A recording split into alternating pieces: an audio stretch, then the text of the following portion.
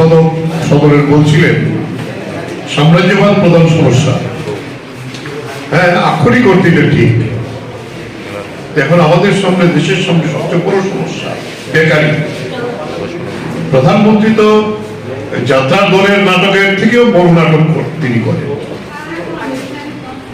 হ্যাঁ, 60% যুব, পৃথিবীর যুবরা এখন ভারতবর্ষের মধ্যে আছে, বিরাট একটা পপুলেশন। আর বেকারির তালিকায়, কাজ কর্মহীনের তালিকায় ভারতবর্ষ পৃথিবীর মধ্যে শ্রেষ্ঠ স্থান দখল করে আছে। কাজ নাই লোকের সংখ্যা, কাজ পায় না বলে এখন এই শ্রমিকদের নাম হয়েছে কি পরিযায়ী শ্রমিক। ত্রিপুরার ছেলে কেরালাতে এক প্রান্ত থেকে আরেক প্রান্তে যান। এটা সবচেয়ে এসেছে আমাদের করোনা পিরিয়ডে। লক্ষ লক্ষ শ্রমিক এরকম তারা বাড়ি আসার জন্য রাস্তায় পড়েছে। এই শব্দটা তখনই ভারতবর্ষের মানুষ আমরা সবাই পরিচিত হয়েছে পরিযায়ী। এখন এটি শুধু দেশ না, এই ত্রিপুরার ছেলেরা মেয়েরা কাজের সন্ধানে পৃথিবীর বিভিন্ন দেশে গিয়ে কাজ করতে হচ্ছে, শ্রমিকের কাজ।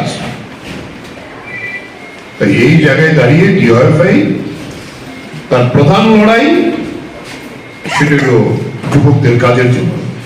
আমরাই প্রথম স্লোগানটি তুলেছিলাম ছাত্র আন্দোলন, যুব আন্দোলনের পক্ষ থেকে। এসএফআই ডিওএফআই সকলের জন্য কাজ চাই, সকলের জন্য শিক্ষা চাই, সকলকে নিয়ে আমরা চলতে চাই।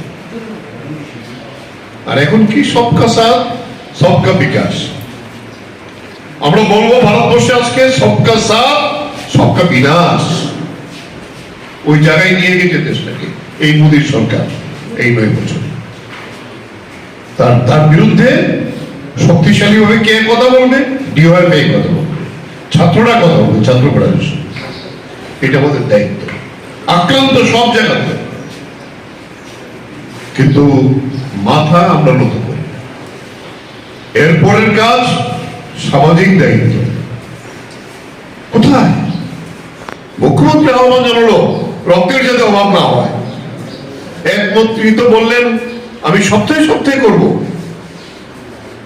আর গত 3 দিন আগে দেখলাম খবরের কাগজে ব্লাড ব্যাংক থেকে খবর নিয়ে সাংবাদিক বন্ধুরা খবর দিচ্ছেন রক্তের অভাবে রোগী মারা যাচ্ছে, কিন্তু দপ্তরের কোনো দায়িত্ব। এখনো যে কিছু পরিচিতি আছে ব্লাড ব্যাংক থেকে আমাদের কাছে পাঠিয়ে দেয় ব্যক্তিগতভাবে। বেশি অসুবিধা হয়েছে আপনি যান, এটা জোগাড় করে দেবে কিনা। আমরা যাদের রক্তদাতা তারা এসে বলে রক্ত তো দেব, কিন্তু আমার আত্মীয় যখন প্রয়োজন হবে সেই রক্ত তো পাই না। এই কথাটা সবাই বলে। এই রক্তটাও আবার ডিওএফআই কে, এসএফআই কে জোগাড় করে দিতে। ষষ্ঠী পূজার দিন ছাত্র ফেডারেশন রক্তদান করেছে। ডিওএফআই তার জন্মদিন পালন করার জন্য রক্তদান করছে, বড় বক্তৃতার জন্য। তাই আমরা বলবো এই কাজটি আমাদের করে যেতে হবে। এগুলো সবচেয়ে বড় সামাজিক দায়িত্ব।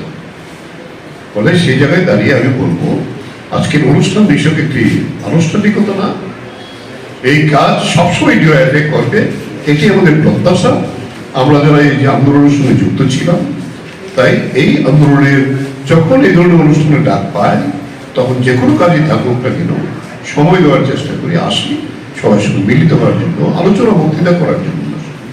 তাই আমি বলবো যে আজকের এই অনুষ্ঠান অত্যন্ত গুরুত্বপূর্ণ, যে আমাদের ডিওএফআই আজকে দায়িত্ব নিয়ে মানুষ প্রবাসী এটাকে বাঁচাবার জন্য দায়িত্ব নিয়ে কাজ করবেন, এই প্রত্যাশা রেখে আবারও সবাই